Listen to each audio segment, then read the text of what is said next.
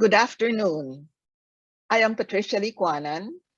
Welcome to Voter Conversations, organized by EDU 2022 and SUX 2022.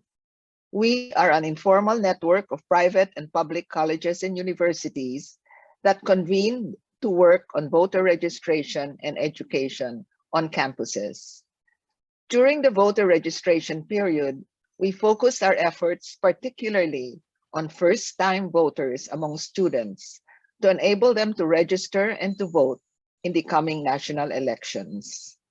We are now concentrating on voter education and have embarked on a series of election-related fora, which we call Voter Conversations. Today's voter conversation is on the truth wars, combating fake news and disinformation. The clashes are all around us: deliberate historical revisionism, relentless demonization of political opponents, vicious attacks on critics, brazen makeovers of seriously tainted personas. The lies are everywhere. But as our speakers will show, these are more than simple, albeit widespread, skirmishes with angry, disgruntled, vindictive, or ambitious individuals or groups, and are in fact part of a whole ecosystem that has leveraged and weaponized technology to destroy facts, resulting in systematically undermining democratic societies. This voter conversation on the truth wars comes at a time when there is some high-profile attention on this possible misuse and abuse of social media. The Senate Committee on Constitutional Amendments and Revision of Codes is conducting hearings on disinformation. And on Wednesday this week, a large coalition of media, civil society, academic, business, church, and legal groups launched Facts First PH, a movement to defend the truth. Their goal: to make truth spread faster than and further than lies and hate. This afternoon, we have a distinguished panel of speakers who have unique perspectives on the issue of fake news and disinformation: a veteran journalist, a communication researcher, an IT specialist, and a truth warrior on social media. We have asked them to give us their take on the situation and to share their work on fake news and disinformation. We also hope to discuss the impact of fake news and disinformation on the 2022 elections and on Philippine society as a whole, and what can and should be done to combat fake news and disinformation. Our first speaker is Maria Ressa. Maria is co-founder and CEO of Rappler. She is a multi-awarded journalist recognized globally as an advocate for press freedom. In October 2021, Maria was one of 2 journalists awarded the Nobel Peace Prize in recognition of her efforts to safeguard freedom of expression, which is a precondition for democracy and lasting peace. For her work on disinformation and fake news, Maria was named one of Time Magazine's 2018 Persons of the Year. Hers has been a passionate voice exposing the weaponization of social media, with her strongest warnings focused on Facebook, which she pointedly observes is being used to undermine democracy and even reality itself. For her courage and principled stance, Maria has herself been a target of fake and hate news, and she has had to face political harassment and a wide range of cases filed against her. Welcome, Maria. First of all, thank you for having me. I'm so sorry that I couldn't hear. Let me start, I guess, with kind of laying out the broader problem, that this isn't just a content problem, that your neighbor didn't just kind of type in a lie, that this is now something on the scale of behavior modification system If you're familiar with Pavlov's dogs, we are Pavlov's dogs in that kind of system. Let me be more specific. Last December, and let me get rid of this. So the biggest problem that we've had, the greatest crisis, according to probably one of the foremost biologists looking at sociobiology, how the biology of social behavior, his name is E.O. Wilson, he said that the greatest crisis that we're facing right now are our Paleolithic emotions, our medieval institutions, and our godlike technology, meaning the emotions are driving us, our institutions have failed to protect us, and the technology has determined not just what you are getting, the distribution that happens, but essentially it's actually shaping what we are becoming, emergent behavior. So it goes beyond just content. Let me start with this just basic idea, which is something that I started saying in 2017. If you can make people believe lies are the facts, then you can control them. And we've seen this happen in plain view. Tim Snyder, who has studied the rise of fascism in Europe, both in Germany, with Nazi Germany and Stalin, he says this. In his books, he says, if you want to rip the heart out of a democracy, you go after facts. That's what modern authoritarians do. Step one, you lie all the time. Step two, you say it's your opponents and the journalists who lie. Step three, everyone looks around and says, what's truth? There's no truth. Then resistance is impossible and the game is over. This is used, and the very first time that we saw it was in the Ukraine in 2014. It's part of military operations. Russian military doctrine includes information operations. So here's where we first saw it in the Philippines. You guys remember the Davao bombing in September of 2016. Do you remember that we declared a state of emergency for about 14 people killed? But what was so interesting to me is at that point in time, a 6-month-old story on Rappler became #1. That's rare, right? It should be whatever is the most recent story tends to be #1. But this 6-month-old story, this one, had been taken by another website called News Trend PH, was placed in it, and the title, Man with High Quality of Bomb Nabbed at Davao Checkpoint, that seemed to justify the government's declaration of a state of lawlessness, a state of emergency, I think is what President Duterte called it. And where did that come from? Well, these websites were shared in these Facebook pages, shared repeatedly to the point that the 6-month-old article was shared. The page views was 3,000+% more than when we first published it, right? So that was the first red flag. And it seemed to me that whoever did that was probably a journalist because it attributed it. So that one was the foundation for the first story that we published, a 3-part series called Weaponizing the Internet. But then I want to show you. So I thought, here, something is happening. We are being deceived. We are being manipulated. How big a problem is it? So we took a look at the accounts, Facebook accounts that were attacking traditional media. Luvimin Cancio, this is this account, right? That photo that she had on her Facebook page. Well, when you reverse engineer that, when you put it through, you'll see that it's a K-pop star's photo. And then the other thing that was strange about this is that there were actually this account had more groups than it had friends. It had few friends. It only had 25 friends, and here they were. So we took a look. All of these accounts were following each other. All of these accounts were attacking traditional media, were attacking.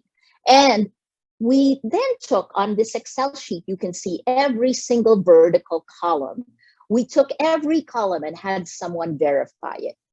And what we knew was at the end of that exercise, nothing written on these Facebook pages was true. Luvimin Cancio did not work did not live in Makati, Philippines. She did not go to Silliman University School. You can go all the way down, right? We even checked where they said they were employed. Lies, all lies. Now, they were a sock puppet networks. That's what this is called. Fake accounts that try to manipulate you by seeding what will look like a groundswell of attacks or a groundswell of support or a groundswell, right? Grassroots. Well, we then spent 3 months and counted how many Facebook accounts did this one sock puppet ripple to? How many could they influence? It's scary. They could influence almost 3 million other accounts, right? So this story was done by my co-founder, Chai Hofelenia. Fake accounts manufactured reality on social media. This was the 3-part series that we came out with in 2016. It was October, late September, and into October 2016. We were the first globally to have that headline, how Facebook algorithms impact democracy. Let me show you how they impact democracy. This is the database we call the Shark Tank. In 2016, we began making this available to our social media team. And what you can see is on the left side, these are the websites that are being shared. By the middle, those are Facebook pages. All of this is publicly available. We just organized the data in a way that was more useful. And when the average reposting time goes above 10, meaning in a day, if it reposts more than 10 times, the line turns red. So let's go to October 2016, because after we came out with that weaponization of internet series, I received at least 90 hate messages per hour.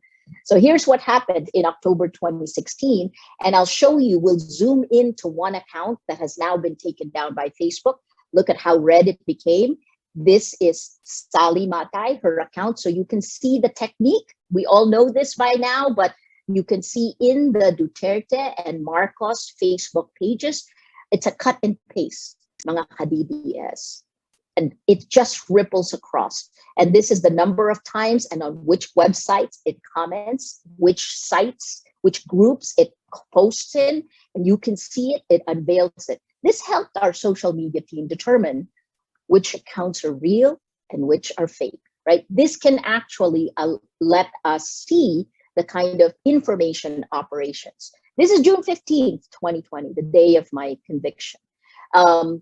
Ray and I were convicted. This was like everything else happening around the world. The attacks came on social media, bottom up. In this case, journalist equals criminal. And then top down, about a year later, actually in my case, journalist equals criminal was seeded as a meta-narrative on social media. And then it came out of the governments, I would say around 2018, because that's when our license to operate was revoked. And then by 2019, I had to post bail 10 times in a little less than 2 years. But here's the headline of the New York Times that day. Conviction in the Philippines reveals Facebook's danger. So now you see the methodology. It's the same, whether it's in the Philippines or in the United States, right? Bottom up, seed a meta-narrative, and then come top down. When power comes top down with that meta-narrative, para kang bibingka. Luto ka na. Here's what happened, just so you can see what happened in the United States and how powerful this is, how it becomes a behavior modification system. This is January 6th last year. The very first time you had violence like this on Capitol Hill. And just like in the Philippines, right?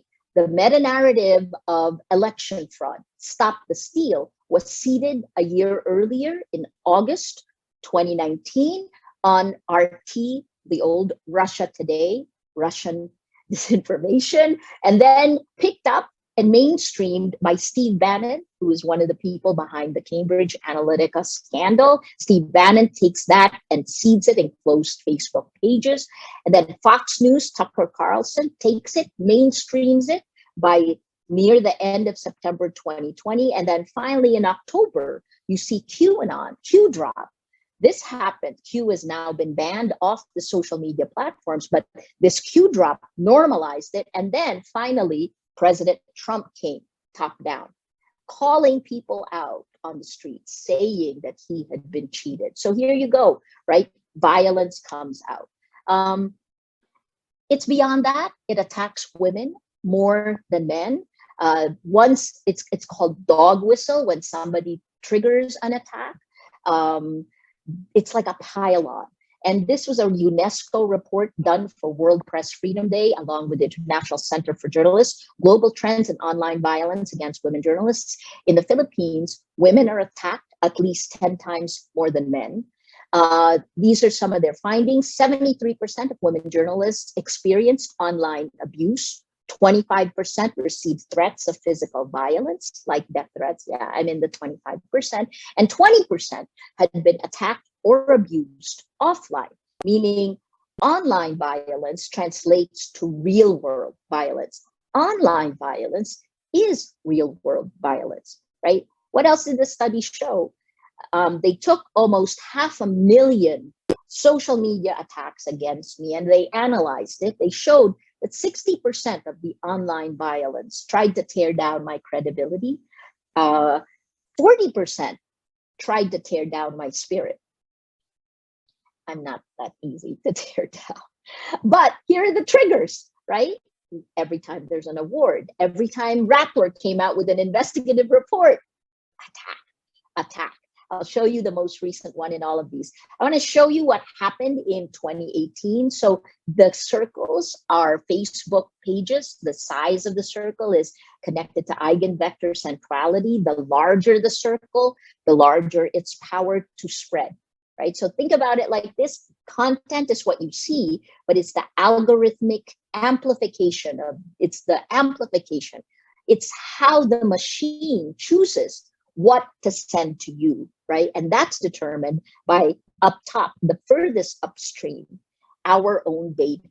In this case, you can see the pro-Duterte, pro-Marcos communities had essentially already pushed out traditional media by this point. And you can see a small group trying to fight for the facts. They're overwhelmed. It's asymmetric warfare because this was very organized. It is information operations. And here's the thing, when you hear a lie 1,000,000 times, to you, because of your biology, it becomes a fact. The only time we saw this kind of leveling was in 2019. This is the week of February, of Valentine's Day, actually. And ironically, what triggered this leveling was my first arrest. So what happened when I was arrested on February 13th was that people came online. I was shocked. I didn't think it would go this far, the harassment and the intimidation. But what happened was that people shared traditional media.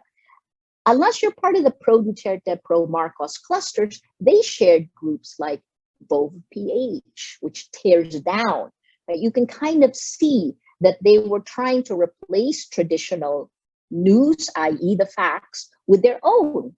And that's happening a lot today, right? So whom do you trust? Because if you trust no one, this is part of what happened is traditional media was attacked repeatedly. When you begin to lose trust in that, then it is very easy to drag you, to let you trust dubious accounts. I'm going to end with this because this is personal yet again, and this is recent. This was December 20, just last December. That big spike that you see was December 29. And this is my Twitter account.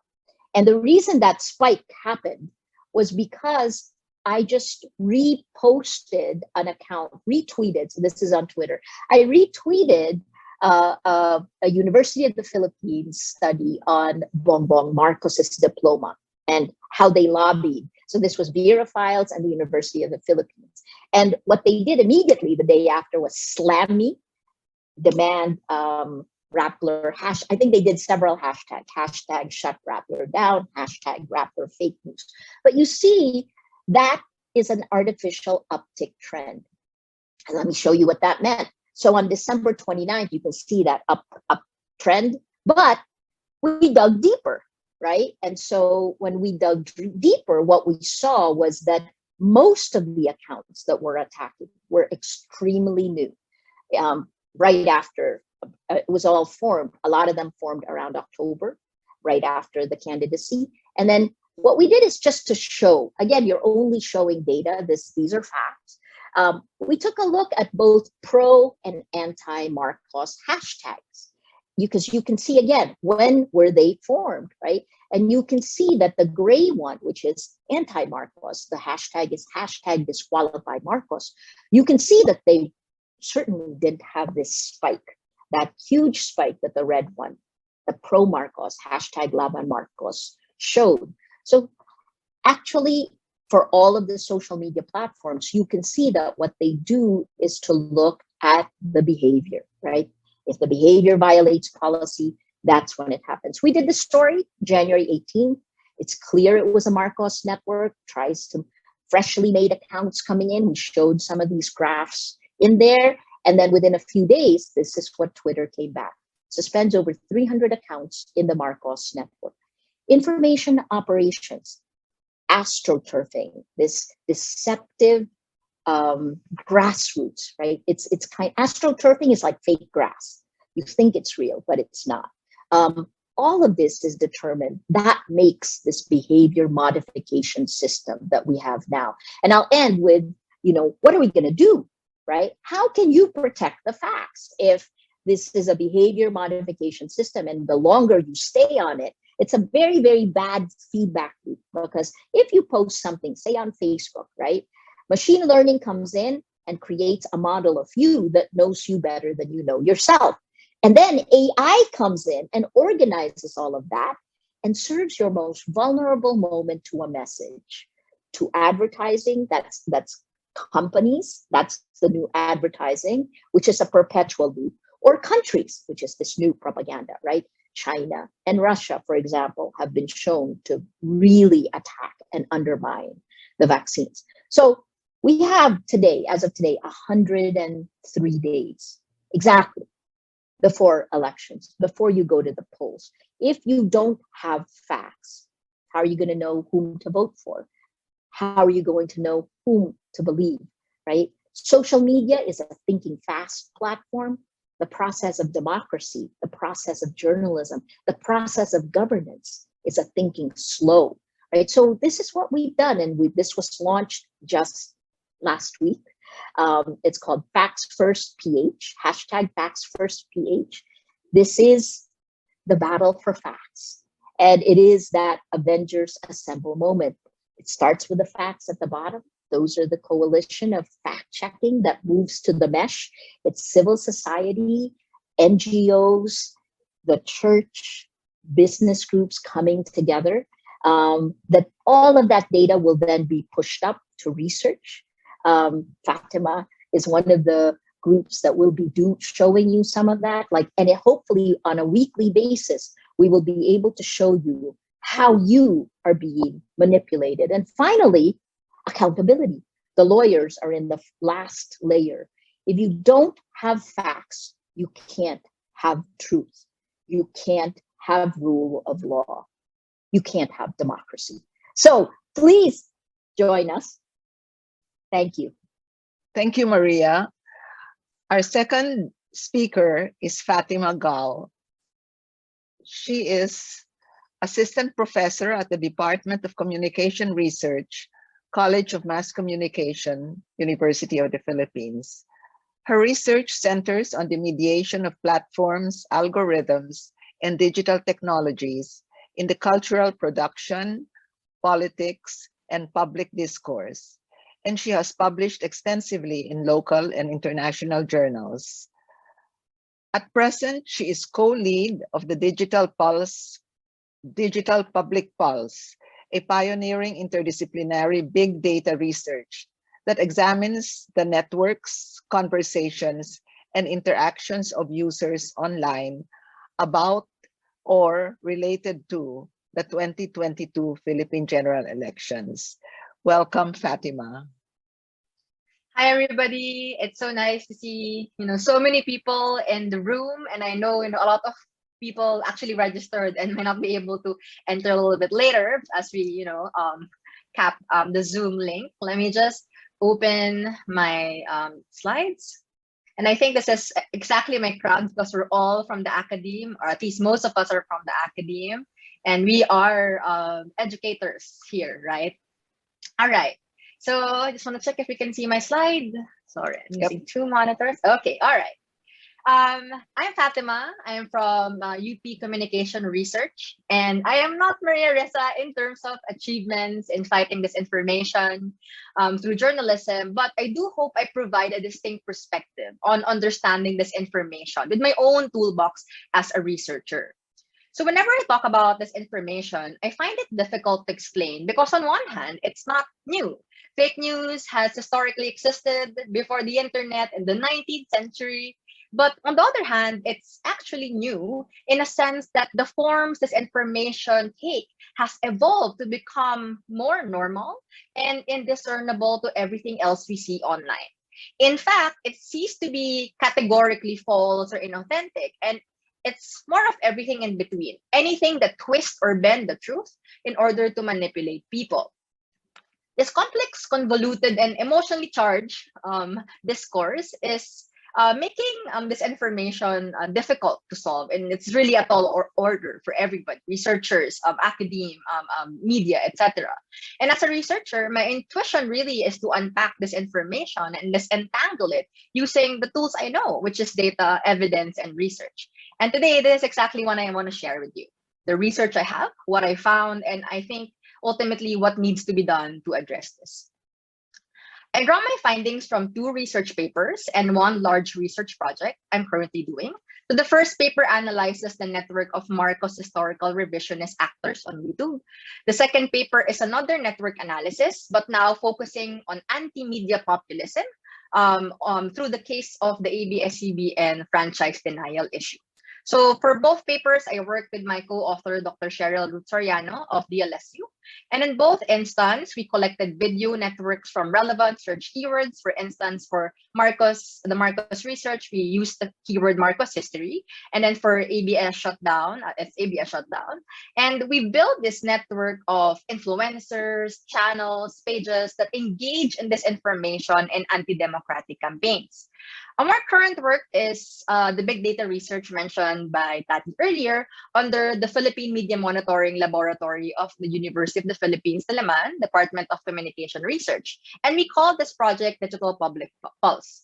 I work closely with my colleague, Professor Ben Bongkin, on this. And this is more of a macro look at the election, mapping the 2022 Philippine election networks across the major platforms in the Philippines, Facebook, Twitter, and YouTube, from May 2021 to May 2022. And we've been doing this since last year, and we're collecting data to have a whole year view of the election.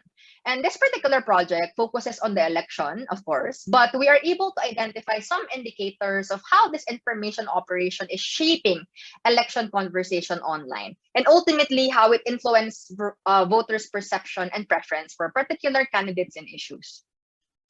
From here, I share with you 5 insights that emerge from research. And these are snippets of research, and there might be some details I'm not able to walk you through. But if you wish to look at the full and big picture research, I would be happy to share them with you.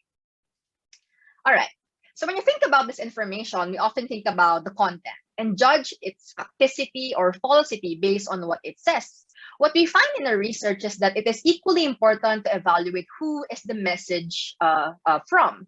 Who is this person posting the message? What kind of account is he or she using? Where is this account deriving its information?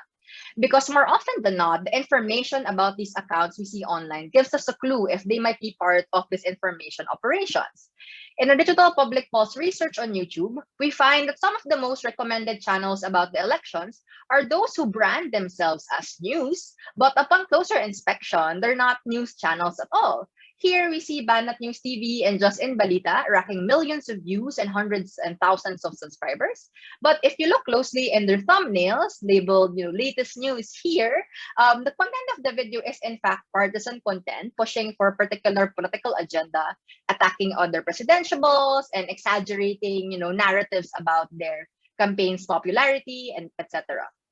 They are using elements that would make you think that they are news media, objective and neutral, and have done their research, but they are really political apparatuses meant to deceive people. For Twitter, we have identified the rise of what we call as unidentifiable accounts, whose identities are unknown. They are essentially accounts with no personal information posted about them, no trace, no link to any other social media account, and there's really no way for us to verify their identity. These unidentifiable accounts have the most retweeted, replied, and liked tweets in election conversation on Twitter, despite being suspicious and opaque about who they are. Of course, we cannot conclude that all these unidentifiable accounts are disinformation actors, because in Twitter, that's the culture. You don't need to reveal yourself. But at the same time, what we know is that they are pushing political messages that are highly visible. But we cannot really demand accountability from them, even if they engage in manipulative political speech. The second thing that is most common across all these disinformation actors I've studied is their antagonistic stance against institutions that we rely on to preserve and protect the truth. This is exactly what Maria Ressa is saying earlier. They undermine, ridicule, and malign the media, research, experts, teachers like us, and all other people who work to protect the public from undue influence and preserve a shared social reality. When they are able to break down the trust we have on these institutions, then they volunteer themselves as the alternative person you can rely for true and honest conversation. In both the Marcos study and the anti-media populist study, we see this concerted effort to discredit and disparage experts and professionals. For instance, content creator Maharlika in her video reacting to a statement of VP Robredo encouraging the Congress to grant ABS-CBN their franchise, she says that hindi dapat ibalik ang ABS dahil sila ang nagpapakalat ng kasinungalingan, dahil hindi talaga sila in service of the Filipino people. Another influencer, Sangkay Janjan TV, insinuating that there's a big cover-up by historians and scholars on the real history. He says that he's a millennial blogger na nagtuturo ng kasaysayan, ng tunay na kasaysayan ng ating bansa na hindi masasabi ng libro ng kasaysayan o sa mga universidad na pilit tinatakpan ang katotohanan. Without clear-cut evidence of any of these claims, they are conspiratorial, and this conspiracy versus the media and the academe is planting doubt on our integrity and credibility. When that happens, people seek for alternative sources of information, and who else would they turn to but these same people? What is ironic is these actors are again using the same imagery, stylistic conventions, and tactics of the institutions they are attacking to make themselves look trustworthy. In the screenshot here, you'll see one of the channels we studied, Javara PH, using imagery of science, knowledge, all these formula to present themselves as educational, even if the content doesn't really reference any research or literature. In a second image, you have Banat Bay, a known pro-Duterte blogger, who packages his video with elements of broadcast news, with headlines and banners, and even having a studio set up that would look legitimate and professional, despite having hyper-partisan and inflammatory content. What they effectively do is break our confidence and trust in professional institutions and pave the way for their own prominence as the new gatekeepers of knowledge. Now, the third one. One account with false information may not, disrupt our information ecosystem. It's on its own, not really believable enough. But what makes all these disinformation operation powerful in appending our social reality is to move in sync in massive numbers together as a network. And they construct political narratives that suddenly appear sensible and realistic by virtue of having a lot of people talk about it and amplify them online. In our Marcos study, you see here how the pro-Marcos influencers are closely linked to each other. So I know that's quite small, but essentially because of the linkages they have to each other, their video are recommended next to each other. In later iteration, this is akin to users searching for more information of Marcos history, and you collect more videos. We see how the official and citizen-led Marcos affiliated channel also appear in this network. So what happens here is that the YouTube algorithm surrounds you with similar narratives about the Marcos regime, justifying martial law, mystifying their ill-gotten wealth, and embellishing the alleged achievement of the Marcos government. In our election research on YouTube, we see a new tactic emerge. Within the community of accounts in the Marcos Sara Duterte aligned cluster, we see videos featuring what they call a Scali survey. So this is essentially Vox Pop, man on the street survey, where they ask people who they're voting for. For one, these surveys are not scientific at all. They're not representative of Filipino voters. And, as educators, we know the importance of sampling and the research. But what makes this really suspicious is that it's not just one video of a Kali survey. There are hundreds of videos promoting Kali survey and essentially alleging that, Marcos and Sara Duterte have the preference and they have a landslide win in the next election. But it's not really, exactly the reality. Of course, we have those mainstream surveys on television, but what this does is manufacture political popularity, a more exaggerated and hyperbolic version as we see in Pulse Asia or other surveys we see on News TV. Now, all these videos, channels, and pages are a lot. It's really hard to manage them all, but they won't really they won't be able to make a dent in the conversation if they are not able to maximize the features and architecture of social media platforms. To win the game of politics, they must be able to leverage and even game the affordances and limitations and loopholes of these platforms. For the Marcos study, influencers that promote a distorted account of Marcos' legacy dominate the search result. In fact, when you search Marcos history now, 8 out of 10 of these content or channels or videos are actually revisionist content.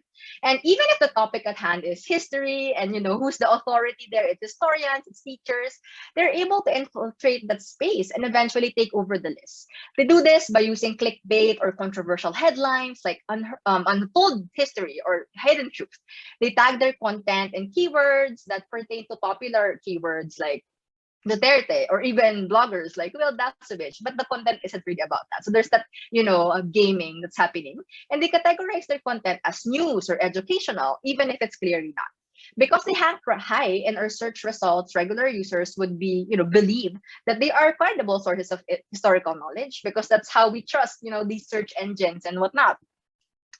The use of YouTube Live, for example, is also something that a lot of these information or propaganda actors use because it bolsters their popularity in the platform. They engage with viewers real time and even involve them in their content creation. And that signals to YouTube that this channel, this content is fresh and trending and rewards them with more visibility in the platform.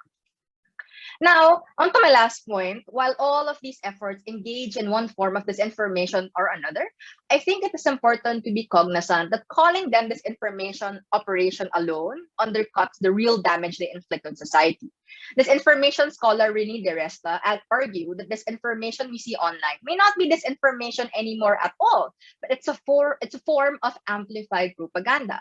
By looking at them as propaganda actors, we see how they are a larger part of the machinery of these candidates, for instance. It's networked, it's coordinated, and all of this is happening while they stay under the radar, away from the limelight and the scrutiny of our watchdogs and media. For the anti-media ABS-CBN case, what this disinformation apparatus do is to present a strong counter-discourse versus the popular support of granting ABS its franchise, emphasizing how ABS is anti-democratic or that press freedom is actually not under attack and simply being accountable in terms of following the law. That's the argument essentially.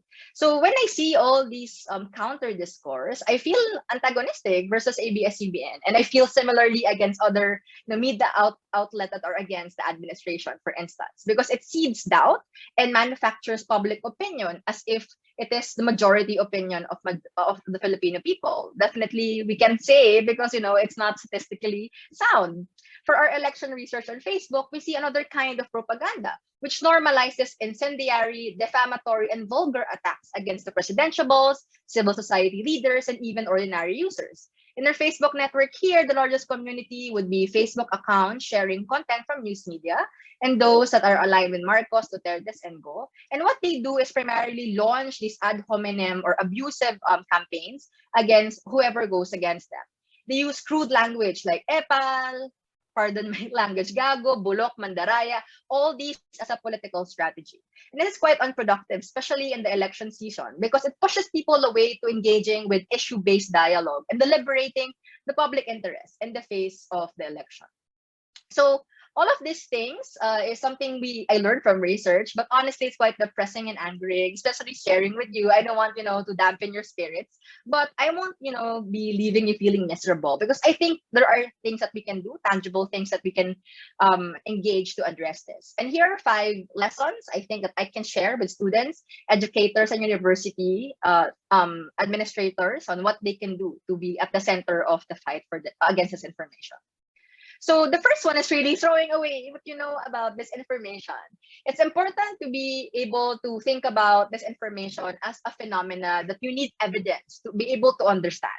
It's understanding this dynamic of this information operations that, that makes us more enlightened, and let's not fall into reductive categories of fake news, trolls, and bots. It's really about that, defamiliarization. The next lesson would be being honest that trust in institutions, especially educational and research institution, is dwindling, and we need to reach out to communities who we might have neglected or marginalized and invite them to the conversation and cater to their needs. Because at the end of the day, it's not anymore broadcasting or publishing, your campaigns there. It's about pulling them in to be part of the conversation.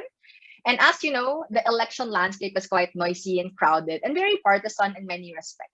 For those undecided voters and anyone who is open to engage in civil discourse should have a space to do so without being attacked or humiliated. And I think that the academia is the best entity to create these safe and open spaces. Similar to schools, media trust is also in decline, and less people subscribe to news media, despite them being the last bastion to our working democracy. So apart from supporting our news practitioner, we also need to cultivate a culture of consuming news from reliable sources among young people to sharpen their political judgment. And lastly, even if you think that young people are so savvy with platforms, they are not exempt to manipulation. There has to be an effort to understand how social media work, how it decides what it appears in your newsfeed, how it calculates trending topics, how it personalizes recommendation. Only through this knowledge can we truly know the real damage of this information and demand accountability from those big tech platforms. That's all for me today. I'm happy to share with you the research later and talk about it more in other venues. Thank you. Thank you very much, Fatima. Our next speaker is John Paul Vergara. He is Professor of Computer Science at the Ateneo de Manila University, where he also serves as Vice President for the professional schools. He specializes in algorithms and data science and co-founded Cobina, a data science startup that has provided data analytics consulting services for top business firms in the country. He was also involved in reviewing the technical aspects of past national elections, having served as member of the COMELEC Technical Advisory Committee and as board member of the Parish Pastoral Council for Responsible Voting, or PPCRV. Welcome, John Paul. Good afternoon. It's an honor to be part of this panel. Can you hear me? And Yes. Is my join good? It's an honor to be part of this panel, and I thank Patty for giving me the opportunity to share some views on this topic. My role in the panel is to offer a perspective from a standpoint of technology and data science. So I'll try my best to keep to that. And I just realized after listening to Maria and Fatima that I'm gonna give you a perspective of a computer science teacher, because I'm gonna define things, terms and methods and such. So pardon to those who already know that the tech and the terms. Specifically, I was asked to provide some tech insights in the areas of disinformation and troll detection. I shall structure my presentation this way. I'll begin by establishing what trolls are and how they contribute to disinformation. And then I'll talk about current research in terms of automated troll detection, including the different methods that have been studied and tried out in practice. From there, I'll summarize the insights and suggest ways of dealing with trolls and information while on social media. And finally, I'll deviate some from my role and give a bit of non-technical commentary. So just in case you wanted to read up on this topic, this is the reference I would recommend and the source I am using for this talk. So let's begin. What are trolls? So this is the definition part of my talk, right? Trolls are agents in a social network that incite other users within the network. They provoke, offend, make users angry, dominate discussions, or attempt to manipulate opinion. We would often label these behaviors as antisocial, but the behaviors would usually manifest along four interrelated ways or dimensions: deception, aggression, disruption, and success. This was established in research done by Hardacre more than a decade ago. Let's take them one by one. Deception. Trolls hide their true identity and intent. On the surface, it would seem hard to distinguish between normal counter opinions in a conversation versus troll behavior. For trolls, there is a pseudo intent. They might pretend to be naive or just be a strong inquiring mind and use that as a front to the actual intent, which is to disseminate misleading information or advice, disrupt the conversation, or put forth some agenda.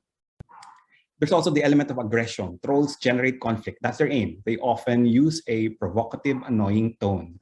Thus, it's not surprising that many of their posts come in the form of rants, insults, and offensive jokes. Disruption. The end result is that the conversation is hijacked, effectively distracting user engagement away from normal conversation or discourse. It instead shifts towards an alternate attention-seeking controversy or argument.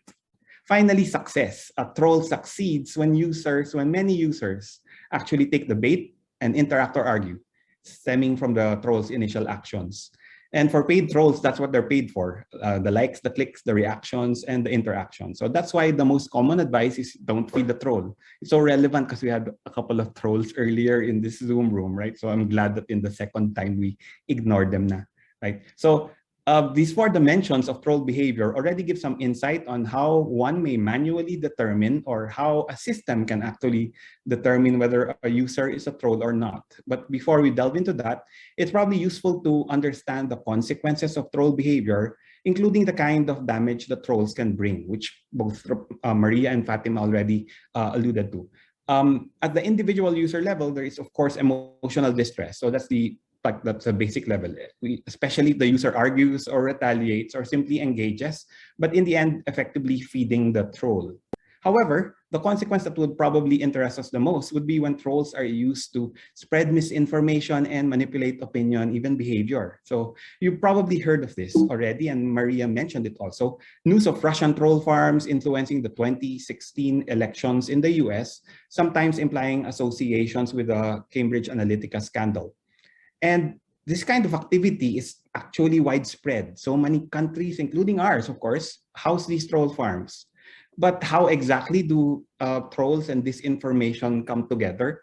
What might help us understand the connection is a more appropriate but less commonly used term for these trolls. And I heard it mentioned a couple of times: sock puppets. And here's the other reference I will share that refers to sock puppets. It's less academic, but I find it more current and practical. Sock puppets are fictitious online or social media accounts controlled by humans and used for purposes of propaganda and deception. This implies that behind the scenes, there are online master puppeteers. It's a kind of theater, and they are essentially staging an illusion of activities or conversations that support a narrative.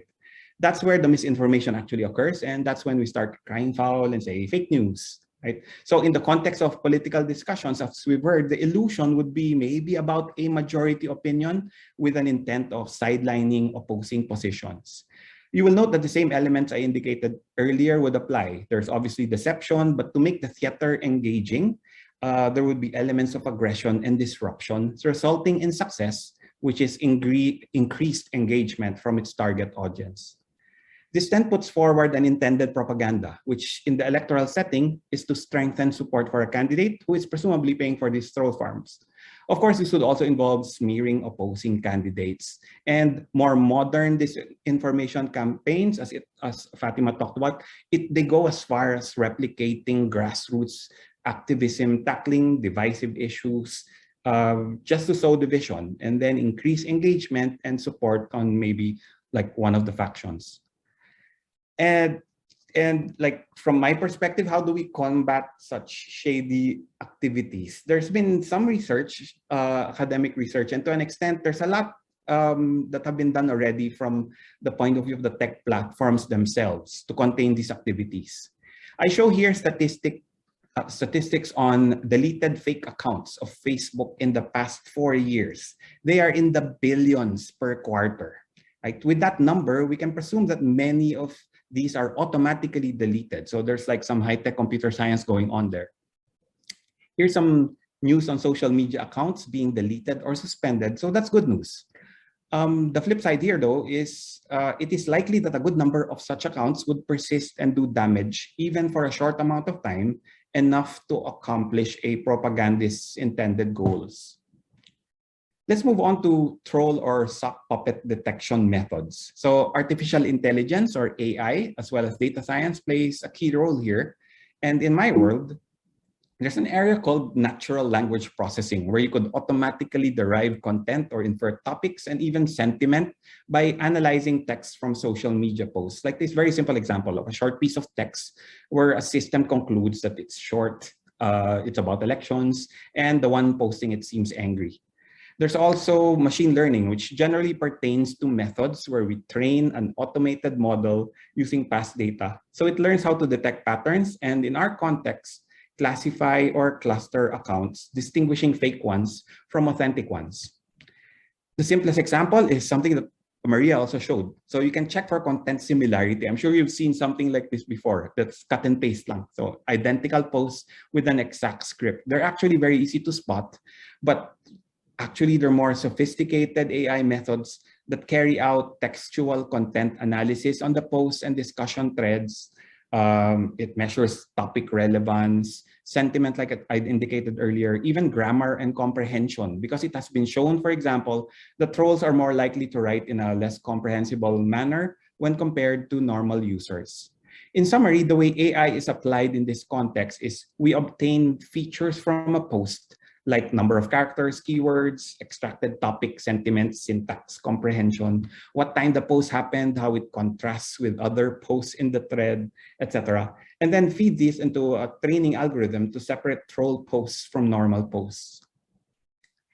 Apart from, sorry, what happened there?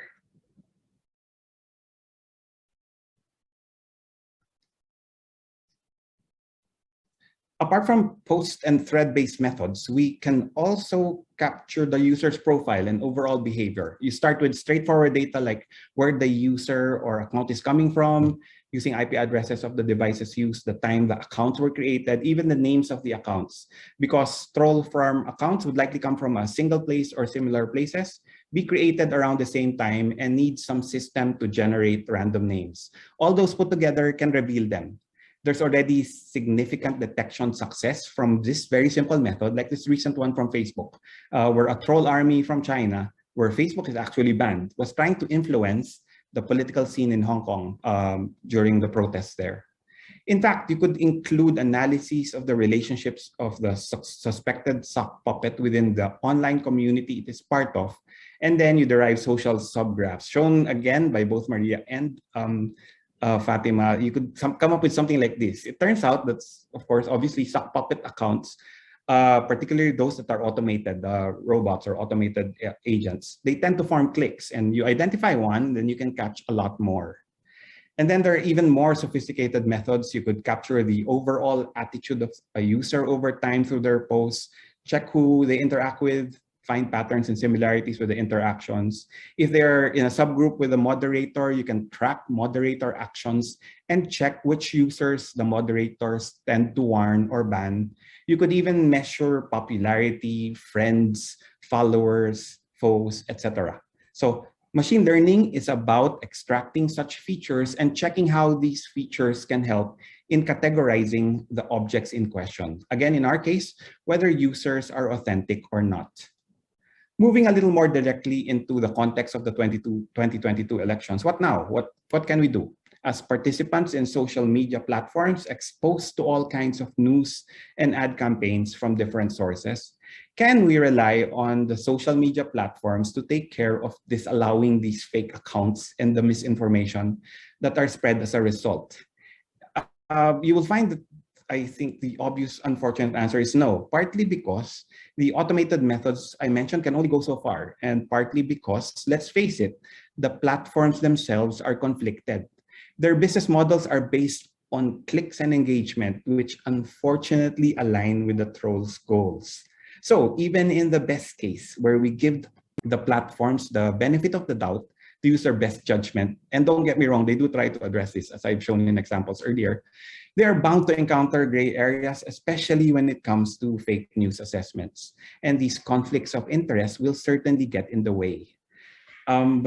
This is fairly recent. A Facebook whistleblower has claimed that the company sometimes goes against their own rules because by applying those rules, it might run into conflicts with their own profit goals. The other possible source of conflict would be the advocacies and biases that the platforms themselves may tend toward. So what can we do? I'm an optimist, and as individuals, we could look at the methods I discussed earlier, and you will find that many of them are just common sense. And as long as we understand troll motivations, we do have a shot, at least as individuals, at distinguishing trolls over regular users, theater over genuine posts. So the obvious advice, which is already out there and cliche, is don't feed the trolls, right? If confronted with news or posts you disagree with or trigger you, take a pause. You are being baited, likely. Keep your emotions in check. Be discerning. I'd say do your own research, but even that piece of advice is tricky because we have to be careful not to muddle the activity with our own biases. Because if we do, fact, opinion, and advocacy get in the way of each other. And now let me just spend that minute on some commentary, some of them admittedly not technical. The first point I'll make is technology here is context. As far as solutions go for our misinformation dilemma, it can offer few solutions, but in the end, it is a social engineering game, as you probably have figured out already. It's about disruptive ideas towards good or ill.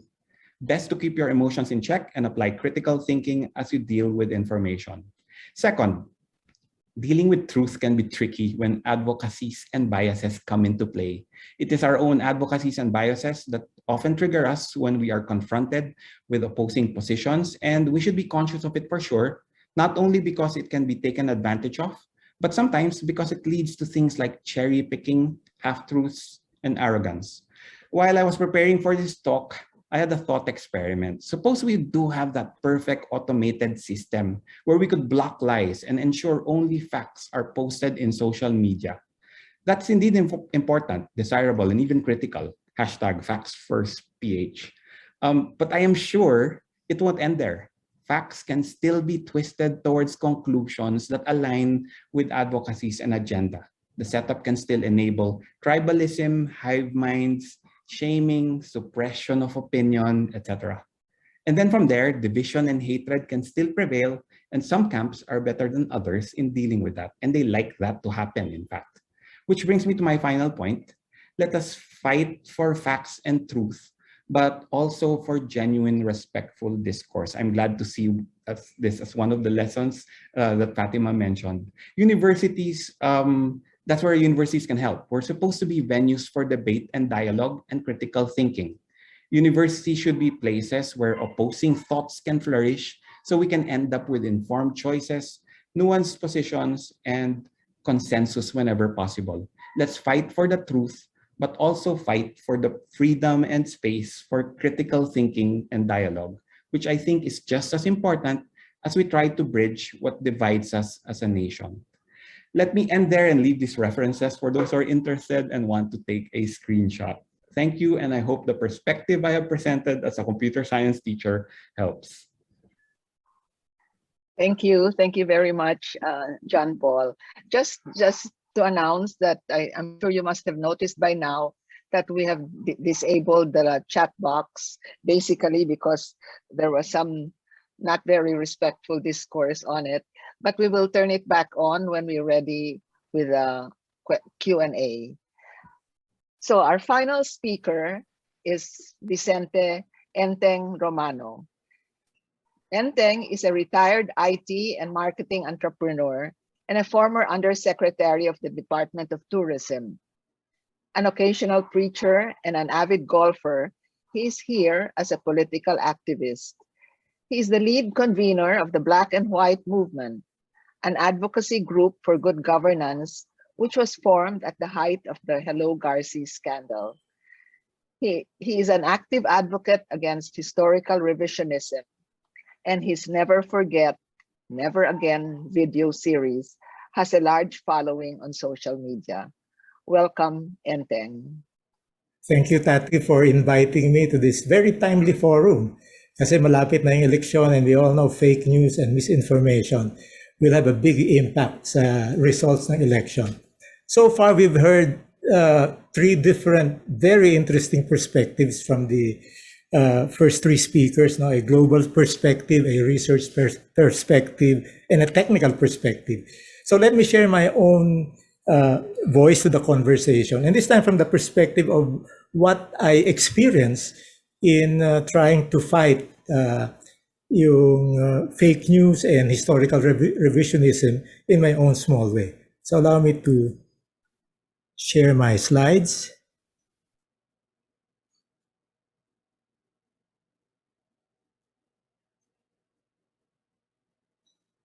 Okay. Sabi ni Winston Churchill at some point, history is written by the victors. Unfortunately, I think tayo who were the victors of EDSA revolution, we did not do a good job at writing it. Kasi even in our textbook, I understand we only devote a page and a half to martial law. Parang napaka-konti naman nun. And we even allowed the vanquished, and I'm talking about the Marcoses here, to write their own version of history as far as martial law is concerned. And we allowed them to peddle that story to the Filipino people. And where did it get us? There was a private survey recently conducted, I think near the end of last year. One of the questions was about the favorability for Marcos and his presidency and his martial law regime. Look at the results. 2/3 have favorable views of Marcos and his presidency. And even worse than that is, pag kinumpara mo kay Cory, it's more than double of the favorable favorable opinion that Cory got. So that just shows you na yung kanilang revisionist campaign or propaganda nagkakaroon ng impact. In fact, maski na nga rin sa mga Leni Robredo supporters, yung mga nagsabing they will vote for Leni, about 35% of them have a favorable view of Marcos. And then yung mga nagsasabing they're open or they might vote for Leni, it's as high as 74% favorable opinion of Marcos. So that is how bad it is. The effect of historical revisionism that the Marcos camp has started, I think as early as 2010. So the question is, how did we get here? Tingin ko, may kasalanan din tayo rito eh. Kasi we simply ignored itong Marcos revisionist propaganda. For example, nung panahon ni Pinoy, yung binabanatan na siya ng gusto, yung lahat ng fake news, tapos yung sa Yolanda, sa Mama Sapano, and really the Aquino name, the Aquino brand was being tarnished. I actually asked Secretary Edwin Lacerda, hindi niyo ba sasagutin itong mga fake news na to? And you know what he told me? Sabi niya, ayaw kasi ni Pinoy ng ganyan eh. Ayaw niya ng parang self-promotion. And ang attitude is, let my record speak for itself. And look what happened. Look how bad the Aquino brand has become. So much so that Bam Aquino would lose in 2019. That was unimaginable some years back. Sa panahon ni VP Leni, ganun din yung naging attitude niya. First 4 years, binabanatan siya. She was being bashed. Anong sagot niya? Bayan nyo na yan, there are more important things to do. Marunong naman ng mga Pilipino, maintindihan nila. And what happened? Nag-stick sa kanya. Yung nandaya siya in the election, bobo siya, and sometimes immoral pa. all because of the fake news. And maski tayo, yung ordinary Pilipino, ang tingin, the lies are too blatant. Mga bobo lang ang maniniwala dyan. For the first time, I learned about Italiano gold only this October when I was already starting to research on the extent of the Marcos revisionist propaganda. And ang una impression ko, sabi ko, sino ba namang maniniwala dito? Napaka-incredulous nung stories. No? And yet, if you look at all of those videos about the Italiano gold, millions have watched it. And then when I started coming out with my own videos, debunking all of this, yung Italiano gold, maraming true believers who defended yung story na yun. So talagang meron traction yung mga stories that they put out there. Huh? Why? Because a lie when repeated often and it comes from many different sources, tapos you don't refute it, to many people, it becomes the truth by default. It becomes fact by default. And sa ngayon, pag titingnan mo, what are the lies that these people believe in? Dalawang bagay lang eh. Kasi they build up the name of Marcos, they destroy the name ng kung sino man ang kalaban niya. No? So, magaling si Marcos, the Aquinos are evil, and in the case of Bongbong, magaling si Bongbong, si Lenny ang masama, siya yung nandaya, siya yung bobo, and so on. And because it is election time, it all leads towards the objective of electing Marcos Jr. Kasi siya yung mag-usher in ng golden era that his father started. So yan yung buong storyline ng the whole propaganda that started as early as 2010, I believe. So after more than a decade of the Marcos lies left unchallenged, ano nang pinapaniwalaan nila? Si Marcos Sr. has become a mythical figure. He's a visionary, he's wise, he's an achiever, he's benevolent. At siyempre, yung katambal niya, kadugtong niya, si Junior naman is the rightful heir, the nation's hope, who will bring back the glory of the golden era ni Senior. So yan na yung narrative na people are accepting. No? And why not? After all, we are a people who believe in Nardong Putik, saka yung agimat niya. Kaya nga mas kinagano ka-incredulous yung story, people still believe it. And we almost voted in 2016, the daughter of a mythical provinciano to the presidency. So, pwede talagang maniwala yung mga tao. So, ang tanong is, the more important question is, what can we do? So, meron ng mga sinabi yung ating speakers about some of the initiatives that we can do to fight fake news and misinformation. Let me offer my own project. No? I call it strategic truth seeding in their battlefield. And when I say battlefield, I'm talking about Facebook, YouTube, TikTok. No? So let me explain what I mean by this. Okay. Number one, facts don't change people's mind. Because of confirmation bias, they're very selective in the content that they consume. Kung aligned yun sa paniniwala nila, then they will read it, they will pass it on, they will share it. Pero kung contrary to what they already believe in, they will simply reject it, no matter what the source. No? Kaya nga, yung sa pyramid na pinakita ni Maria kanina, yung pinakababa is yung fact-checking, and then the second layer is yung mesh, yung amplifying the truth, no, the facts. No? Hindi siya basta ina-absorb ng mga tao kung contrary na to their own belief. No? So, importanteng maintindihan natin yan. Kailangan we should first establish an emotional connection with them. No, hindi natin pwede basta sabihin na fake news yung binabasa mo, fake news yan, ito yung totoo. No? Magkakaroon ng resistance. Why? Because for them, they hold the truth. And in fact, tayo, who are trying to share with them the truth, the facts, we are the purveyor of fake news. And to them, yung mainstream media, yung fact checkers like Raptor, Verifiles, they're all part of a conspiracy to destroy the good name of Marcos. Kasama yun sa brainwashing na ginawa sa kanila, and they're totally sold to this idea. Kaya ang hirap kontrahin.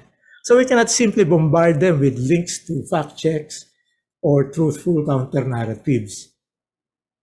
Ang pwede or dapat din natin gawin is we have to engage them in the form that they're used to. So kung madalas silang manood ng video, bigyan din natin sila ng video. No?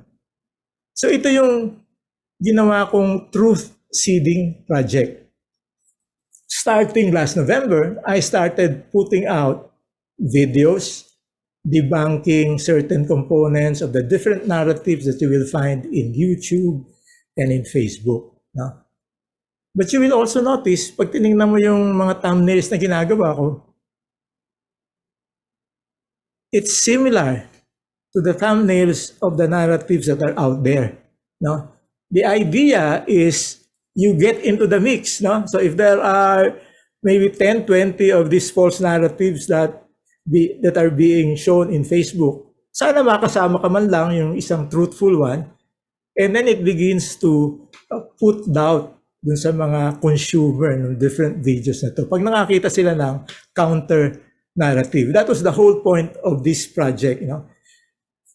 In the midst of the sea of all of these videos that are pure lies, sana umpisa natin dagdagan ng mga counter narratives na kahit paano yung mga talagang naghahanap ng katotohanan, yung mga diehard believers kasi ano na yun wala na yun. You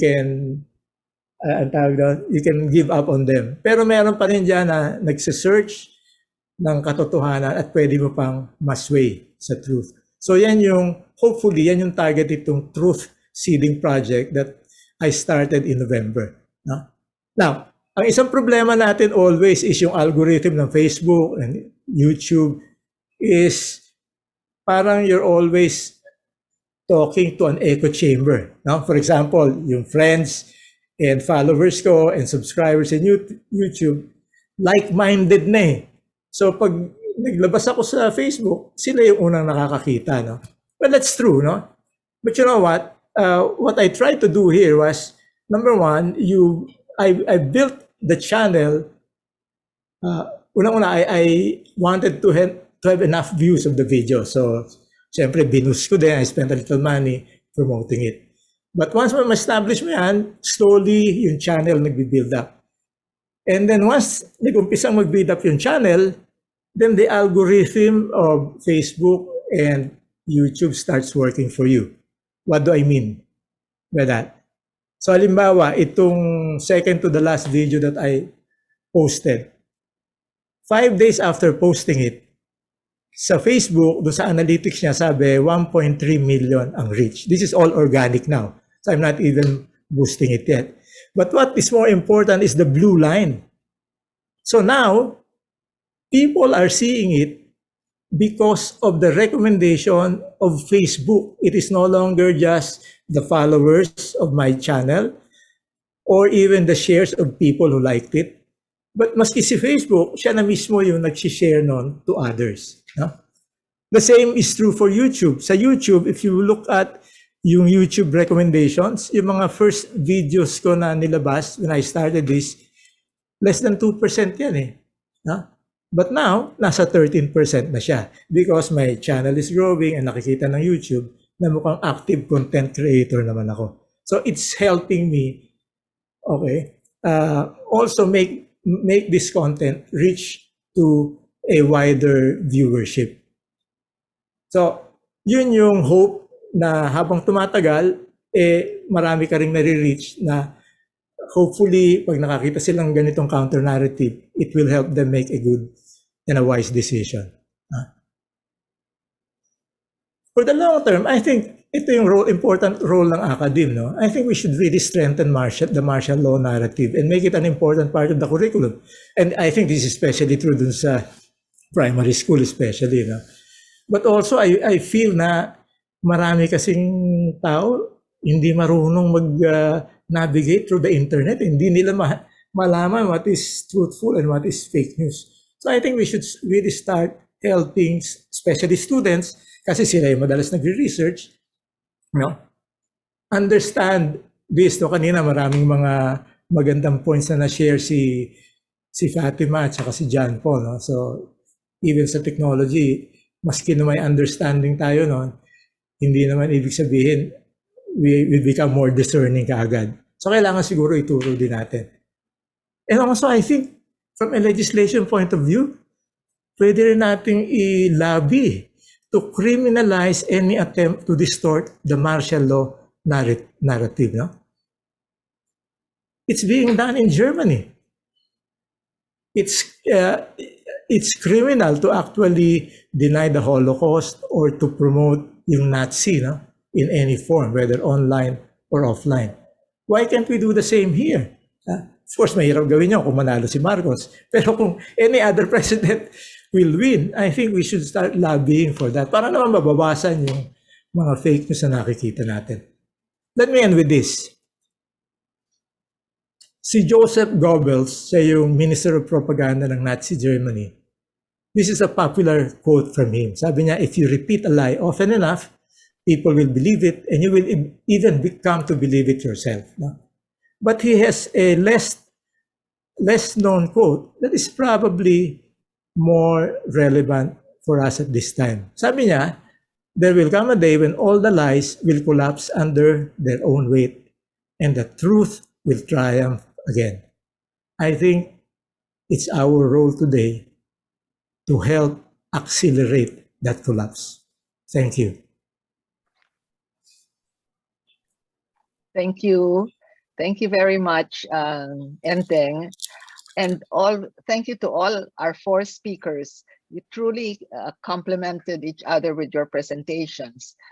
Before we begin the open forum, I think it would be great to give the speakers the opportunity to react to what the other speakers have said. So, can I ask Maria, Fatima, John Paul, and Enteng, if you wish to comment on what you just heard from the others, feel free to respond to any point made earlier. So maybe we could start with Maria. So I think that, we obviously are all in the same place. And I think that's fantastic. We agree on the problem. And I think maybe the next part is, what is the solution? How do you protect the facts in this epic battle? It is an epic battle. I do disagree with don't feed the trolls. I think that got us into this because in the end, a narrative, a meta-narrative that's not challenged becomes truth. And that's part of the reason the cognitive bias has grown is because people who knew, like Enteng pointed out with President Aquino, let's just show our work. That doesn't work anymore. Unfortunately, this is a behavior modification system. I agree with Enteng in terms of truth seeding. And I think that, Enteng, the one thing I would add, and part of the reason if you look at what we're trying to do now is a mesh, is algorithmic amplification is the problem. Not necessarily the content creation. If they switch the design where lies are not given, right now, lies laced with anger and hate spread faster and further than facts because facts are really boring. You pointed that out. It is. And that's been the challenge of journalists. Fatima has seen this also why does the Marcos myth? How is that possible that can do that? Because it was delivered with a combination of an attack or a combination of a dream. And I think that last part of how do we rise together? This is what the mesh, the second layer should be doing because it takes time to create a YouTube channel. It takes time for Fatima's, for her team, for UP or Ateneo to be able to, but when you put them all together, and here's the last thing I'll say, since 2016, we've been trying to get all the news groups to actually share each other because we could see the battle for facts. And starting in 2016 in October, I presented to Media Nation, this is going to be a problem. And we've never effectively done that. This is the first time the postes of Facts First PH are the news groups that forms a mesh post. And then when you add the mesh layer on top, Fatima, and the research layer on top of that, the layer of data that will go through, it is a fight. It's a battle for emotions for sure. It is how you tell the story. It must be done with respect, with empathy, because if you use anger and hate, then you are as bad as the people who are manipulating us. Thank you. Who wants to go next? Fatima, All right. some comments? I just want to echo everybody's input here because I think, all the perspectives are important, especially that, let's be honest, this is an elite group because we're in the academia, we're in media. We are not necessarily heard by people who we need to convince otherwise. So I think there has to be some expansion of your territory and talking to communities that we often, don't engage with. And that again is, I'm echoing Maria here, of building that open and safe space. Because I think, of course, it's a tall order to, go to communities you haven't really reached out ever, but our immediate circle is already a start. Building that safe environment, especially if you have relatives, you have friends who are undecided, or you think might have fallen as a victim of this information. I think that reaching out to them and not really being combative, being open, because at the end of the day, they're coming from somewhere that we don't understand. And I think that's exactly what Maria's saying on empathy. And actually, just to commend Enteng's strategy on the videos, that's exactly my research. I just messaged my co-author, Cheryl Soriano. I've seen the strategy of mimicking the style of the video so people will click on it. I think that's, flipping the script. Really smart. That's all I want to say. Thank you. John Paul, comments? Yeah. So, yep, what struck me the most, like in terms of consensus of sorts, is like that. Yeah, we start with facts, but then that's not enough, right? And what troubles me most as well is we're in different tribes. Like we are a tribe. We'd like to bridge the divide, but we are part of the divide, right? So there's ought to be a space for which we could interact in something that's in a way that's respectful, and then when I say that, like, respectful is a position, right? So it's intriguing and it's something you'd like to solve. But yeah, engagement is probably the key. But I'd go for a space where you fight, but you fight in a creative way, where there is like a thesis and an antithesis and a synthesis at the end of the day, right? Otherwise, then it becomes a matter of division and hate. And like I mentioned a while ago, some camps are better in dealing with that than others. Well, speaking of fighting in a creative way, Enteng, your comments? Thank you. I must commend, of course, Maria for spearheading itong Facts First, especially at this time. We need it so badly. Everybody must come together to really counter ito. Masyado ng pervasive yung fake news. When I started itong truth seeding na ginagawa ko, naiiyak ako at the volume of propaganda out there, and especially the number of people who believe them. No? Grabe. And they're not trolls, ha? Many of them are true believers, yung mga kumukontra dun sa the videos that I put out. But I think every component that was discussed here, very important. No? We need research also to understand how to navigate through all of this and how to best address and counter. No? We need technology para, for example, how do I want a better understanding of the algorithm of Facebook and YouTube, so that any content that I put out there, maximize yung capacity to reach the target people.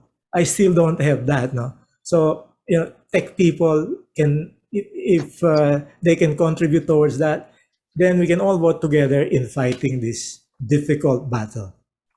Thank you, Tati. Okay, thank you very much again to the speakers.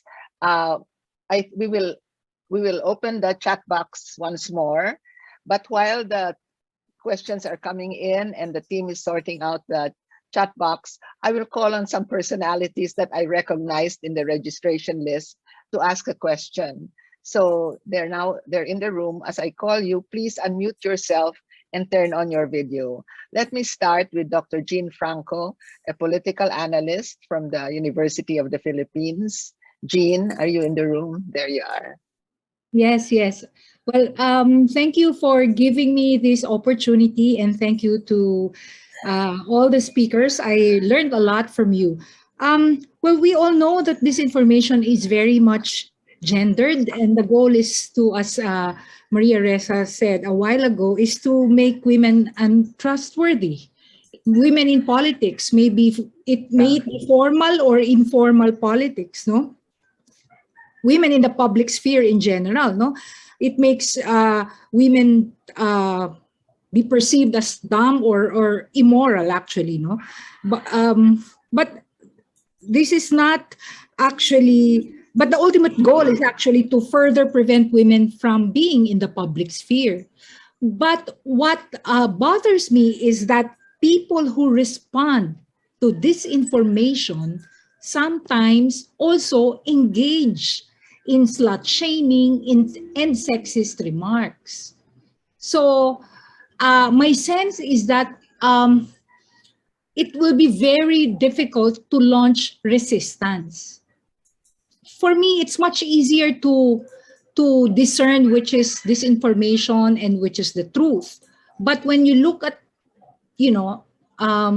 sexism, sometimes because it's part of the everyday, it's rather difficult. And that's what I am worried about. Also, as an educator and someone who studies politics and women's rights. So that's my question. Thank you. So who would want to comment on this, the engendered aspects of disinformation? Yes, Maria. It's nice to see you again. Gender disinformation is a cross-section, and it is not just in the Philippines, it is global. Women, LGBTQ, I included this in the Nobel lecture precisely because it is really alarming. Not just in the Philippines, but globally, women journalists are being pushed out. Women politicians are being hammered down and pushed out. Who wants to deal with this in their lives? And I guess that I'll connect it to this.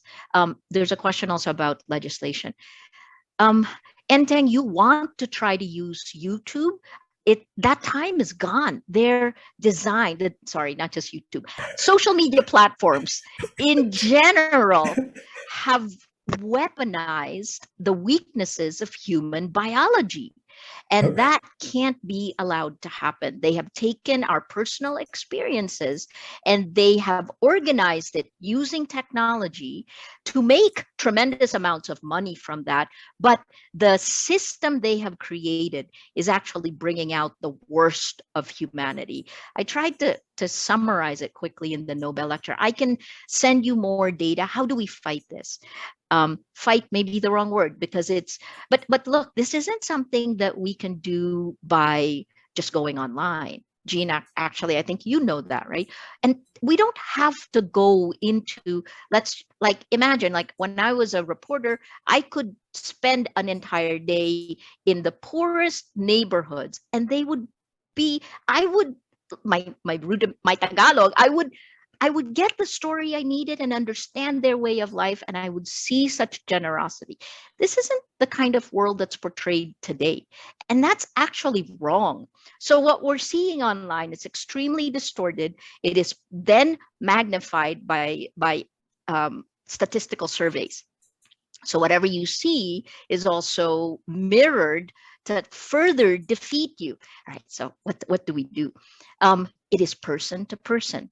I was saying if you play basketball, man-to-man defense, but I hate that. So women-to-women defense, right? So it is that kind of thing. Every person in this Zoom, and there's a lot of us here, should be talking to your family and friends. There's a book from 2013 called Socialnomics that says that every person listens to their family and friends more than any authority. 74% to 94%.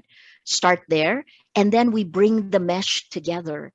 Because in the again, in what I liked about Facts First PH is that Karapatan, a human rights organization that has had 16 people killed, uh, uh, they spoke right next to the Makati Business Club. These divisions that are there, that are hammered, actually don't exist. Well, they do. The old gaps between the rich and the poor has gotten worse. That does exist, but everybody still wants the same thing. We all want a better life. We all want a sense of a better future. So anyway, I'll shut up. But there's no easy answer, but there is a new book that is coming out by UNESCO that is looking at gendered disinformation again. Thank you. Thank you. Thank you. Thank you, Jean. I, Maria keeps mentioning the behavioral aspects of all of this problems. So I've actually invited two of my colleagues in psychology to ask questions. I'll call now Dr. Cristina Montiel. She's a political psychologist from the Ateneo. Tina. Thank you, Maria, Fatima, John Paul, and Enteng. This question can be for any of you, or all of you. The way I understood the presentations, so the troll situation has sort of like three layers. One is the cerebral layer; it has falsities in it. Another is the emotional layer; it is disruptive, it is aggressive. And then a third is the organizational layer, which you have pointed out too, that it's very well organized, and it's massive. The way I understood the solutions in this this afternoon, they were relatively clear about what to do about the cerebral part, the cognitive, to present, to get at the truth, and then at least get at it. The emotional layer, in the beginning, I was worried because the message sounded like don't mind emotions, or they're not good, or something like that. But then when it came to the later parts, also especially with Enteng, and it was, okay, manage emotions, get into it, and do what you can on the emotional terrain too, because politics is emotions. The third, so my question really is for the emotional overtone, the massive emotional overtone. What would be the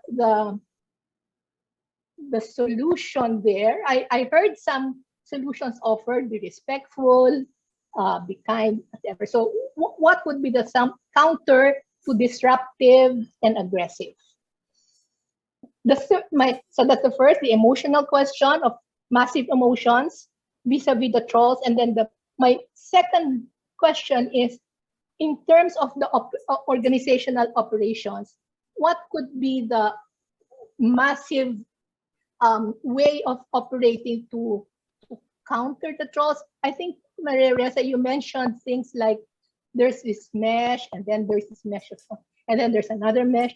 But between now and May, there will be a whole new dynamic mesh arising. These are people's volunteer groups, highly motivated, no pay, very smart, young, old, the whole spectrum, nationwide, free. How do the top meshes, the intellectual meshes, now not really take advantage, but activate themselves in symphony with this new already meshed and organizing very, very well with them in an operational way? Because I've heard of solutions this afternoon: do it individually, do it with your friends, your families. Yes, but the trolls are very organized. So the solution to that should also be organized. Anyone want to tackle that question? Yes, Enteng. Yeah, I'm part of the campaign. So what I've always said was this campaign will not be won in social media. This will be won on the ground, one person at a time. So you have to talk to every person that you encounter in your day-to-day activities. No, it's the delivery guy From Lazada, it's the when you go to the restaurant, it's the waiter, it's the waitress. You talk and you engage them. And the way you engage them is, you need to be respectful and you need to connect first emotionally before you even start saying na, yung narrative na mga Marcos is fake yan, or dapat iboto mo si ganito, si ganyan. So you have to understand where they're coming from first. And then from there, that is where you actually begin to connect to the intellect, on the intellectual level. Sa online, ang ginagawa ko, pag bastos yung, because I put out a lot of videos, siyempre, ang dami ring trolls. Pag bastos, hindi ko na sinasagot yon. Pero pag respectful na maski kinokontra ako, nagtatanong siya, I engage him, I engage that person. Kasi yun yung feeling ko na may pag-asa pang i-engage on the next level, on the intellectual level. So, in the end, we should be selective. There's only limited time that we have, no? Hindi mo pwedeng patulan lahat nung, lalo na yung mga bastos. I-write off mo na yun. Can I just add to that? We act like this is our fault, but it isn't. And that's, to me, the solution is the algorithmic. It is holding the platforms accountable, and it is doing it quickly, right? For example, an easy one, after January 6th in the United States, Facebook actually changed the they call it the NEQ, the news ecosystem quality in the US. And they actually dialed up a nicer Facebook, right? What happened when they changed the algorithms will choose what they distribute. When they changed the algorithm to this nicer, you know what happened? All of a sudden, the New York Times, CNN, NPR began moving up to the top 10. Before that, it was all of the hate groups that were coming down, right? So I think that's the first thing. It's like we're inside a system that is rewarding hate and anger and dividing us, like just by, the way we grow our accounts. Friends of friends is the algorithm that they use to do that. So if we're all friends of friends. If you're pro Duterte, you will move further right. If you're anti Duterte, you will move further left. And then you can do this all across the world over time. So for me, the only solution is to hold the platforms to account, because the rest of it is a manipulation of our biology. Yes, Fatima. Just to add, so I have a frustration as a researcher in the global south, we call a third world, developing world, that we are very engaged in social media. We're the biggest social media users for 6 years now. And it's frustrating to see how when something happens in the US, in Europe, Australia, something will be changed. The platform essentially will act on it.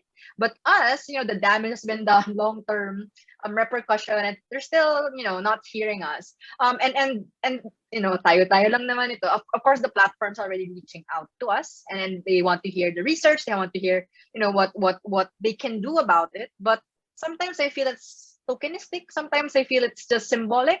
And I think, it's really asking for real action now, because it might be too late. And speaking of institutional solutions, that's right. It's not our fault. In fact, there's the bigger machinery out there working for these politicians. Big money is involved. And one of the things that we recommended in our previous report for Digital Public Pulse is that COMELEC should be able to have surveillance on political spending beyond the format of political ads, because and there's a recent report, I think, Vera felt, I'm not sure where it came from, but Bongbong Marcos, for instance, has zero spending on Facebook ads, but in our research we presented last week, he's actually number 1 in Facebook. So there's that discrepancy. What's happening?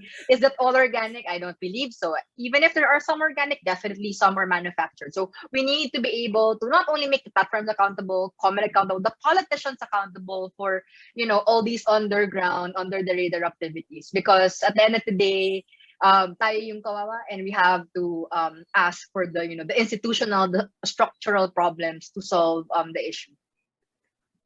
The next question is coming from a journalist, a columnist for the Philippine Star, Jarius Bondoc. Thank you very much, po. A question to any or all of the very learned speakers from this obvious non-techie. Is it easy to report or complain about a distortion of fact, disinformation, or fake accounts, and get action from platforms like Facebook or YouTube?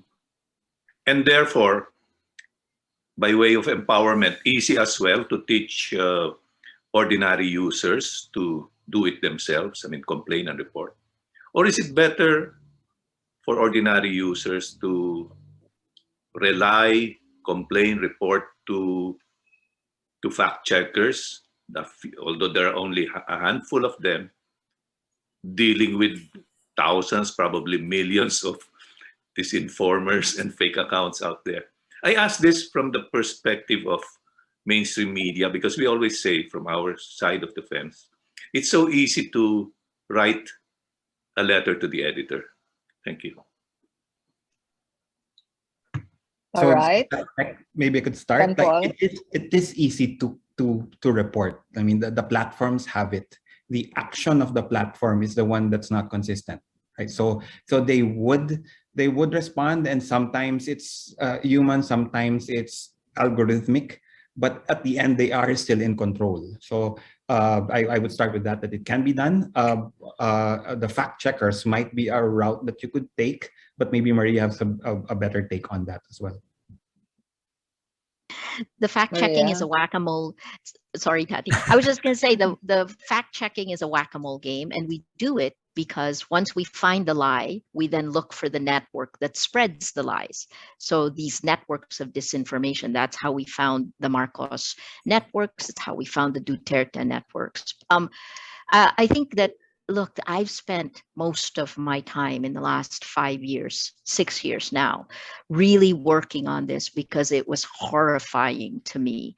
And I'll tell you how long it takes.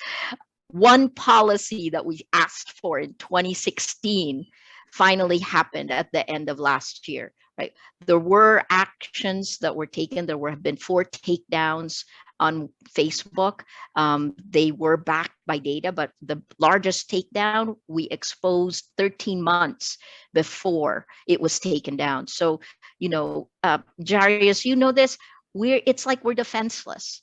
That's really the world we live in right now, which is the reason why I'm tired of being pummeled and kind of saying, these platforms, they make all the money. They need to be held accountable because they're not protecting us. All right, our last questioner. I'm sorry. Did anyone want to respond to Jarius's question? Anyone else? Enteng or Fatima?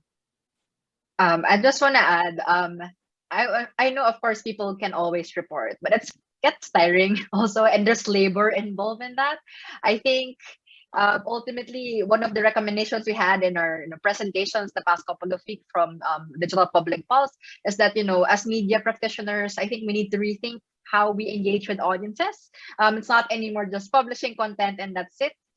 Perhaps it's about featuring, interests and the needs and issues of people we don't often feature. For instance, in our Twitter data, we map the network in Twitter and election discourses. The sectoral groups, the activists, the people, women's rights groups are actually in one cluster, but no mainstream media is there at all.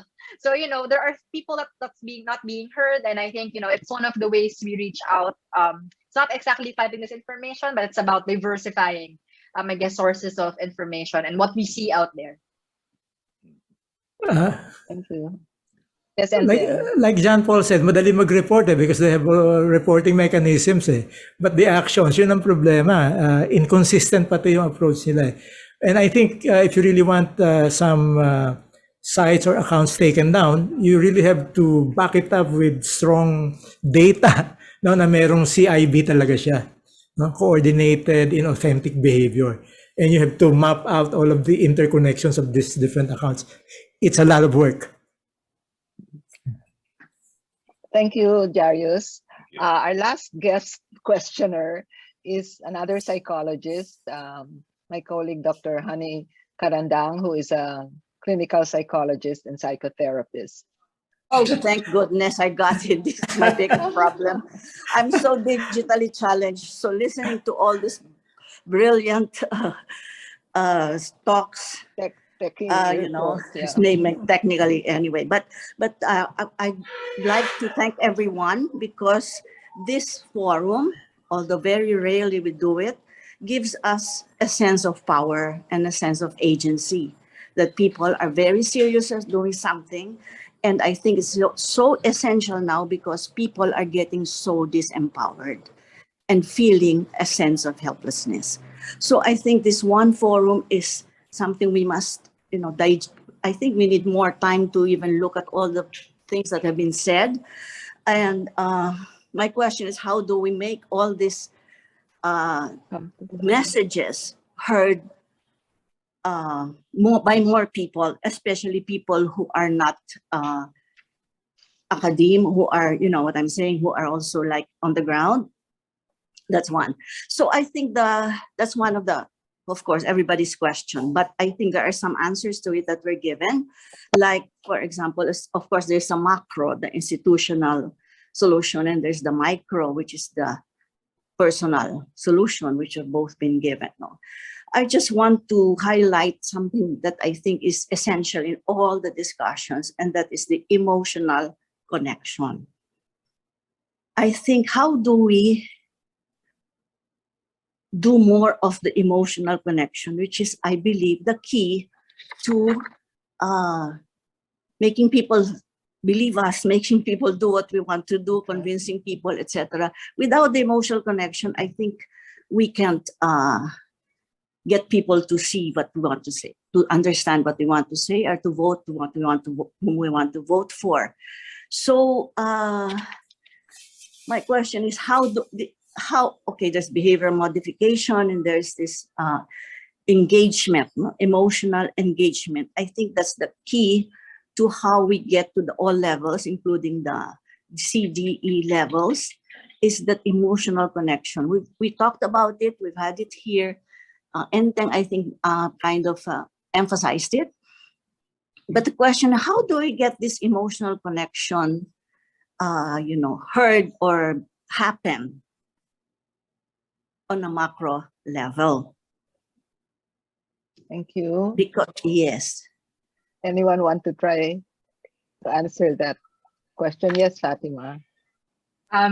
I won't directly answer your question because I'm not very knowledgeable about emotionally connecting with people. But one of the things that is in literature, in this information studies and media studies, is how the divide isn't necessarily about two political camps. The divide is actually between the politically engaged and the politically unengaged or apathetic, or perhaps less involved in politics. Because for many people, let's be real, politics is off-putting. It's just dirty, it's noisy, it's just making me angry. So I push myself away. Right. So perhaps I think reaching out to that community, to their interest, is one way to do so. Not necessarily talking politics per se, but just speaking on similar terms of whatever interests you share. So that's something I want to emphasize, connecting with politically disengaged individuals. Yes, thank you. Thank you. I think that also brings out the point brought out by Enteng, where for us to bring a person or people to somewhere where we want them to be, we first have to be with them, in them. We have to see their frame of mind and use their frame of mind to get them to go to our frame of mind. I'll add Yes. to that. Honey, it's nice to see you again. Yes. This is behavioral economics, and Yes. so let me translate that to our micro, which is we've asked for person to person, because there is no way that, for example, Enteng can make his YouTube reach some of the poorest provinces, there's no way. So what has to happen is that people, family and friends actually need to reach first, and then that mesh comes together, because there's no, I'll give you an example. In Rappler, we have Duterte supporters inside Rappler. I mean, in the sense of really now. But I mean, that's a confession. Well, let's say that was like early, I can't believe that, though. right? I'll put it this way: we would have done an editorial for elections if the founders were all voting for a similar candidate, but we weren't. Right? We all have very differing perspectives on politics, but the overwhelming thing is, you shouldn't be arrogant enough to actually think you know what's best. So anyway, the quick way was, we watched some of our family and friends, the family and friends of some of our folks who were very upset with our reporting and how they handled it.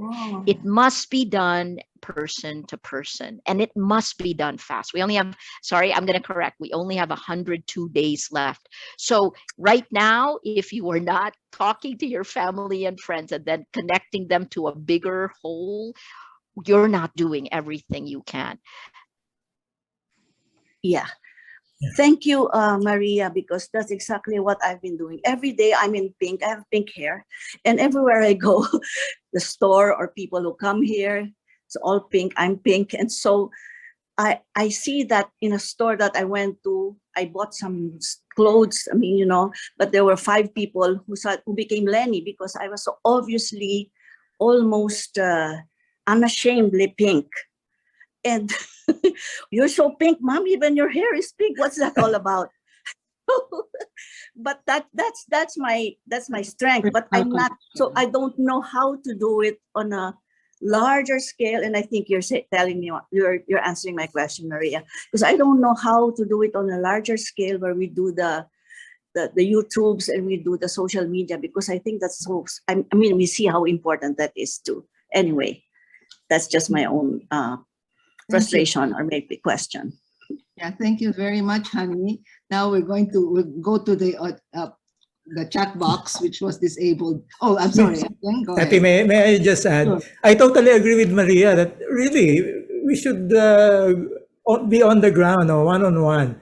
Let's use our family and reach out to other people now. But online also, I think we should be mindful of the point of view of our target audience.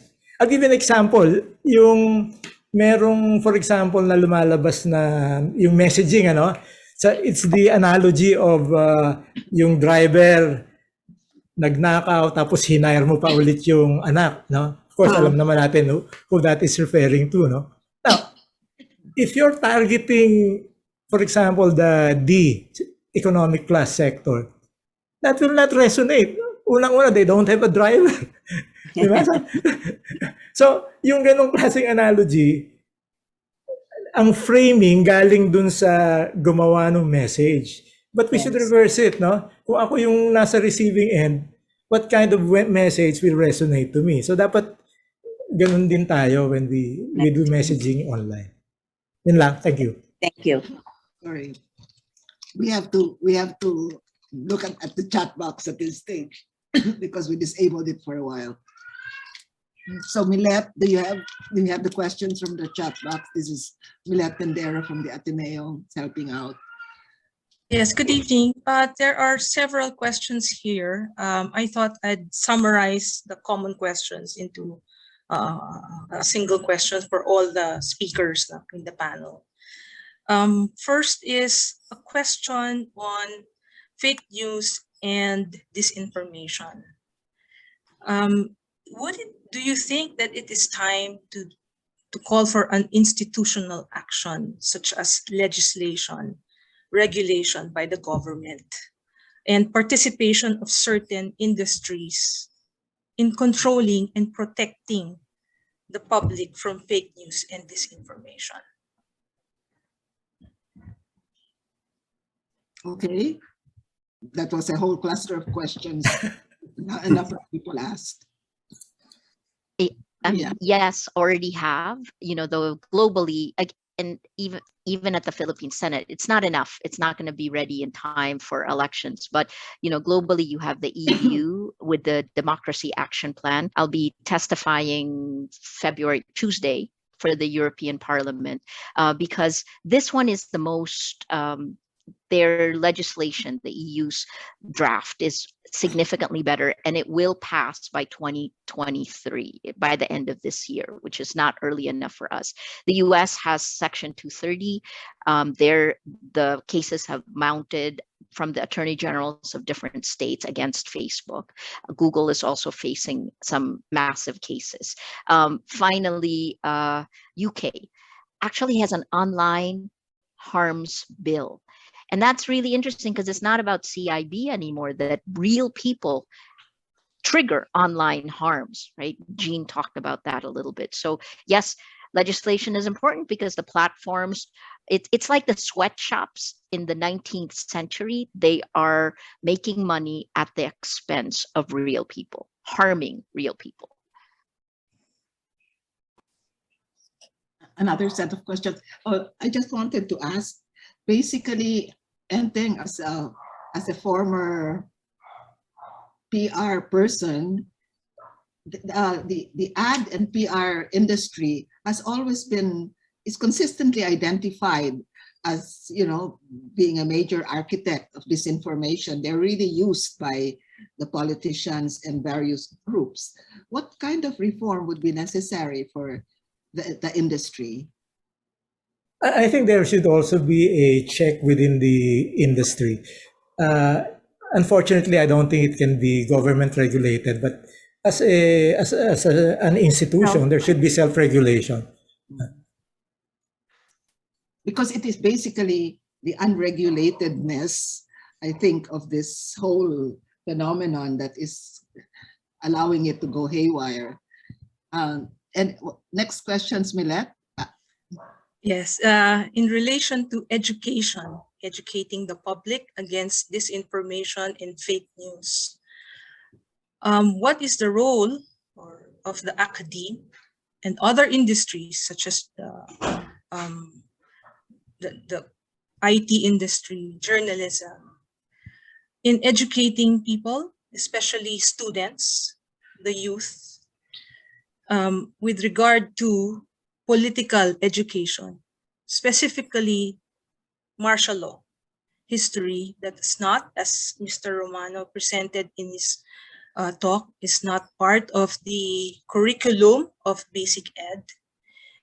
And how can this be incorporated in the educational materials when there is also resistance from among teachers in teaching political education according to facts and its truth? And I contribute. So in our study, it's really the dearth of reliable content that's really a problem. Of course, Enteng's here uploaded a couple of videos of debunking those things, but again, it's not enough. There's a lot of players out there. I think there's in our study we've seen content from National Historical Commission. It exists on Facebook, but it's not ranking. So I think ultimately it's about understanding how do you create content, educational content on platforms that really appeal or align with how the platform works. There are what we call platform vernacular. So there are creative strategies in the platforms that really work well. And nauna na nga yung mga disinformation actors in doing this and optimizing their content. So I think ultimately it's about upgrading content out there. It's not anymore things you teach in the classroom because students can always Google things, can always YouTube things, Facebook. So we have to make expand the classroom and make reliable fact-check research information out there, and then in a form that is speaking to the language of students specifically.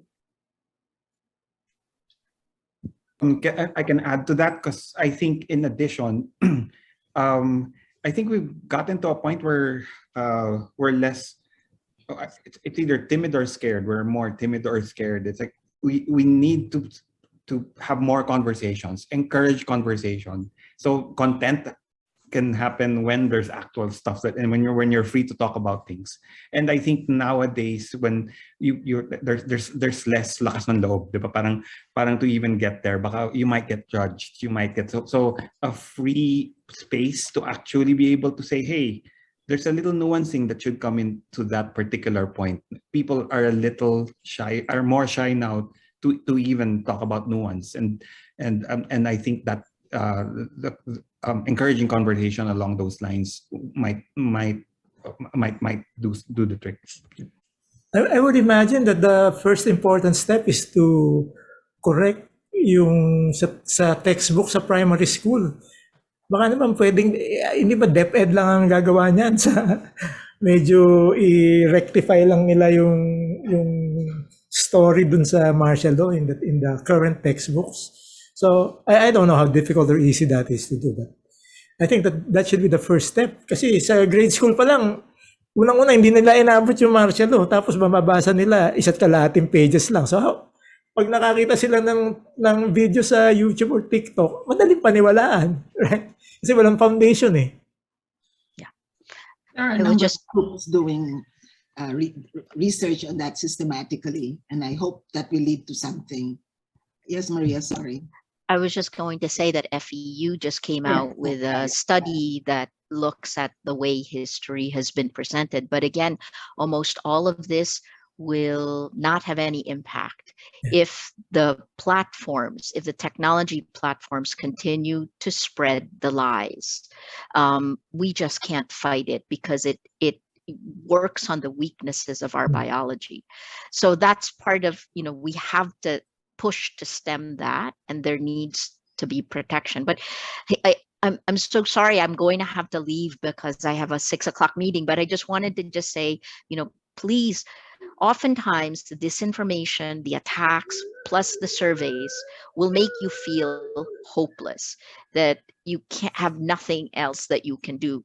That's not the case at all. We shouldn't feel hopeless because the Filipino values haven't changed. It is the only thing that has changed is the gatekeeper shifted from journalism to tech. And tech has abdicated responsibility. So that's one thing we can tell our students as well, to be careful that they're being manipulated. Who wants to be manipulated, right? I as you can see, I try. Well, actually, it's hard to say now. The world has changed, but I really have to leave. And I want to just say thank you. Thank you so much. And please, please, please, hold the facts. Hold the account. Thank you. Facts. Thank you, Maria. Salamat. We'll be winding up in a few minutes, but actually, related to that, John Paul, what is the responsibility of the IT industry? Can it give some protection in all this?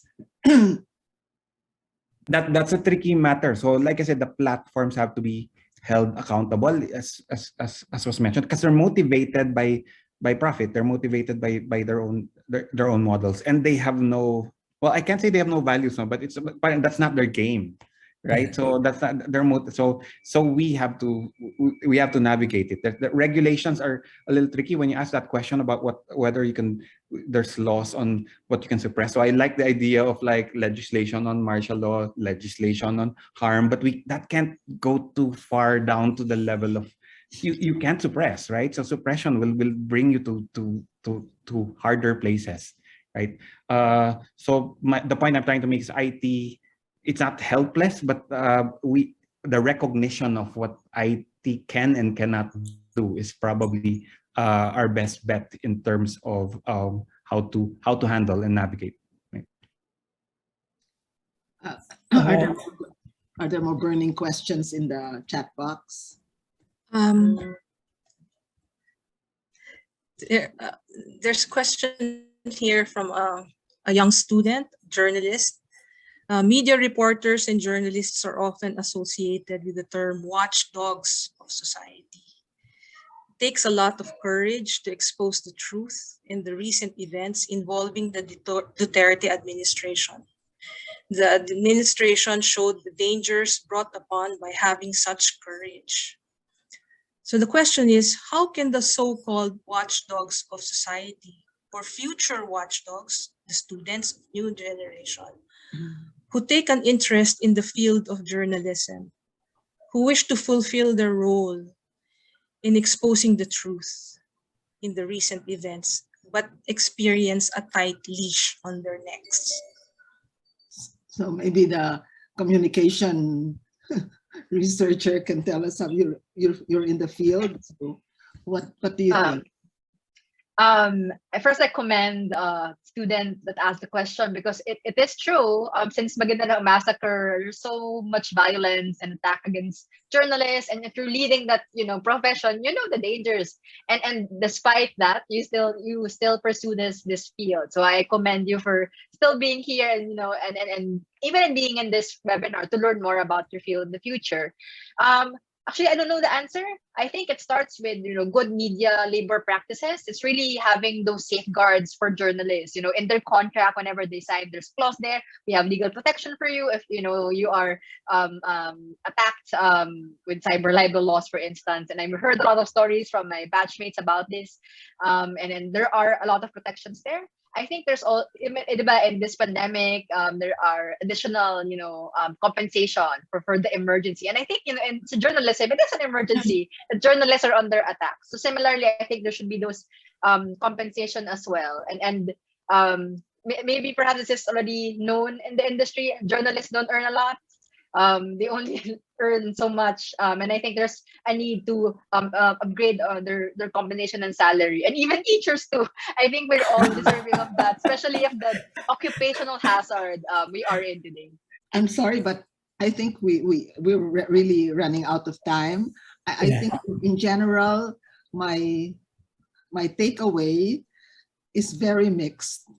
First of all, I hear from you guys that the problem of fake news and disinformation is extensive, it's serious, it sounds pretty scary, it sounds pretty dangerous. But on a happy note, I see developments, and this, I hear you all saying something can be done about it. And through that move of Facts First PH, I wanted to ask Maria, but I guess most of us are you're all members of that coalition. We should define roles too. I would wonder what roles ordinary people can play. So at any rate, my takeaway there is yes, we can do something about it. Do you agree that that's essentially your message in this whole afternoon? I think we really had a wonderful combination of speakers. We had the veteran journalist, we had the researcher, we had the IT person, and we had, I call you the truth warrior, Enteng. Thank you very much, Fatima.